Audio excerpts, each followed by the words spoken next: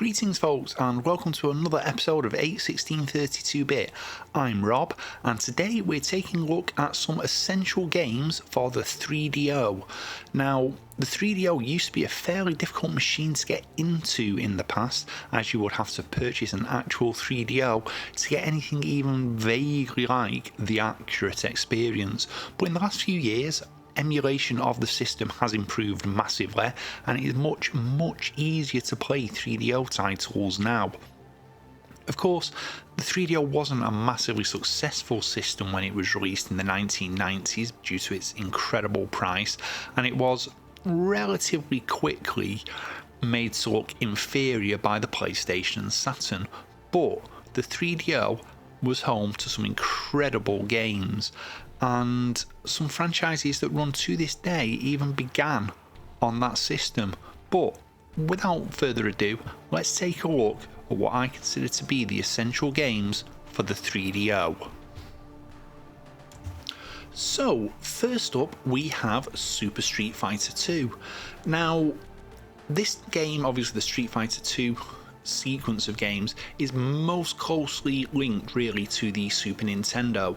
However, by the time Super Street Fighter 2 was out, the SNES wasn't quite up to doing the game justice, and for many years this version, Super Street Fighter 2 Turbo on the 3DO, was widely considered to be the best version of the game available, and frankly it really is brilliant. Now, I'm not great at playing the Street Fighter games. In fact, I am bloody terrible at them. But even I can appreciate how good they are, and this version is top notch. Yes, it runs off CD, so you got a little bit of loading, but compared to some other games, such as say some of the one-on-one fighting games on the Neo Geo, the loading is incredibly quick, and as you can see here, the game looks superb. It's exactly what you want from a Street Fighter 2 conversion to the home. This is about as close to the arcade as it was possible to get at the time. Yes, the 3DO controller wasn't brilliant, but the layout was basically the same as the Super Nintendo, so it was familiar, and you could quite happily play Street Fighter 2 on the 3DO and be right at home with it if you had grown up on the Super Nintendo version. And yeah, there's not much more you can say. It looks great, it's huge sprites, well animated, you've got background animations, the music's superb, it plays well, it loads quick. It's basically everything you would want in a one-on-one fighting game for the system. It is highly recommended to anyone trying out the 3DO. And here is a game franchise that's still going today, the Need for Speed. This was where the franchise started. Electronic Arts were huge supporters of the 3DO, and one of the ways in which they supported it was this wonderful polygonal 3D racer, although compared to what would come later with systems such as the PlayStation and Saturn, this is a bit more sim-like than an out-and-out racer of an arcade style. But when this released in the home, there was nothing like it. This was an absolute revelation. Previously, especially on consoles, the only 3D racing games you'd seen had been titles such as Hard Driving, Stunt Race FX, Virtua Racing, which were just flat shaded polygons. This was a fully textured 3D world. Yes, looking back now, the frame rate isn't great. You're looking at somewhere around 15 to 20 frames per second, but at the time this was superb. You could drop into the cockpit, you had multiple camera views, very Virtua Racing like there, and it was just brilliant, and it still plays really well today. It's a bit more thoughtful than an arcade race like a Ridge Racer or a Daytona. You do have to pay attention to what you're doing. As I said, there is a slightly more Gran Turismo-y sim element to it. Not a huge amount, but enough to make a difference.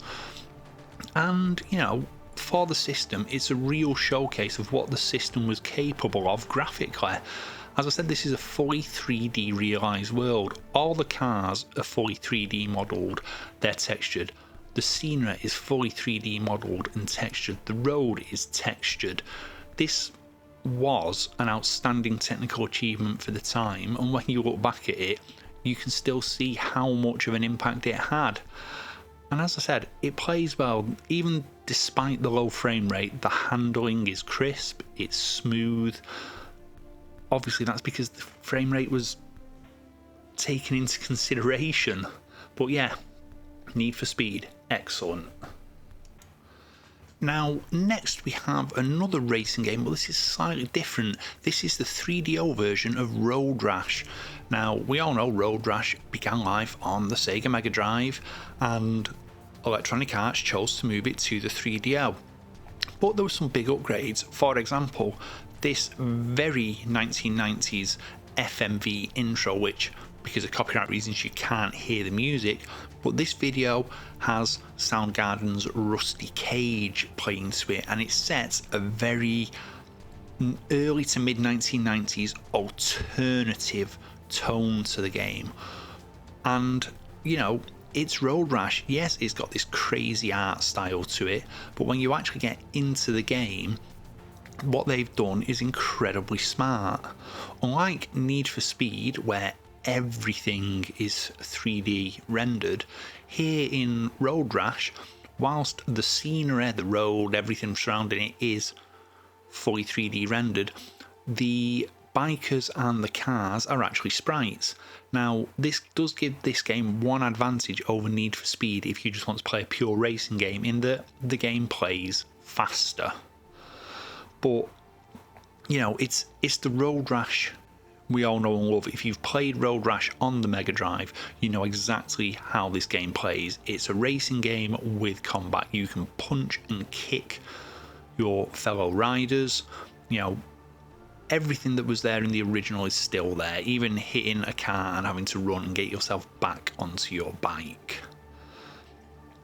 But it just does everything really well. It looks great, and again, it sounds great. Unfortunately, the licensed soundtrack, which was heavily used in the promotion of this game, such as the aforementioned Soundgarden track, don't actually appear during the racing. The music during the races is music that was written specifically for the game by the game's coders. But it plays well, it looks great. This is probably the ultimate version of Road Rash. Yes, it is also available for the Saturn and the PlayStation with slightly improved frame rates, but this is the original version of the 32-bit enhanced ports of Road Rash, and I would say that this is still the best version. It's a brilliant game, and it is one that, you know, many people would consider to have been the 3DO's killer app at the time, and I'm not going to argue with that. Out of the games that I own for my personal physical 3DO, this is probably the disc that gets spun up the most. It's that much fun. So yeah, Road Rash for the 3DO. It's just a really, really good version of a really, really good game, and it is well worth the effort. So the final game I'm going to look at here in this essential 3DO games video is Casper. Now, it may not look like much, but realistically, the 3DO library is quite limited, and in terms of sort of pure sort of arcadey, adventure-y, RPG-like games, you don't really have much choice. What you do have is Casper the Friendly Ghost. And I've got to be honest, it really is a fun game. Whilst it doesn't look brilliant, it plays really well. It is a simple case of finding objects, collecting keys, exploring the mansion. But frankly, it just does it really well. And that's really all you can ask for. You know, it's just a fun, enjoyable, playable game. Yes, it doesn't look a million times better than, say, a Mega Drive or a Super Nintendo game would look, but it still looks pretty darn good, to be fair. You know, I certainly seen games which look an awful lot worse than this on more powerful systems. As I said, it's just fun to play, to explore around the game and see what's going on. Really is worth it. And, you know, especially if you're introducing someone younger to the system, it's a great way to get them interested.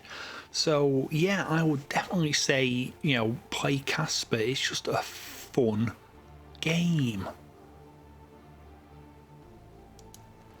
So there we go, folks. There are 4 games that I would consider to be essentials if you're new to the 3DO and you want to start playing. Now, there are other games I could have included in the list, and if this video proves popular enough, I will certainly do a follow-up featuring some more 3DO titles I think that everyone who has access to the system somehow should play. Now, if you've enjoyed this video, please feel free to hit the like and then the subscribe button. And obviously, if you really like it, you know, do hit that bell. It will notify you when I upload a new video. You can help the channel out. We have our Patreon and our Ko-fi links just down below in the description. Big thanks as usual to my current supporters, Old Scott Retro and Left Back. And that's all I've really got to say today. Like I said, let me know what you think about this video in the comments below. Do you agree? Do you disagree? And I will see you again on the next video. So long.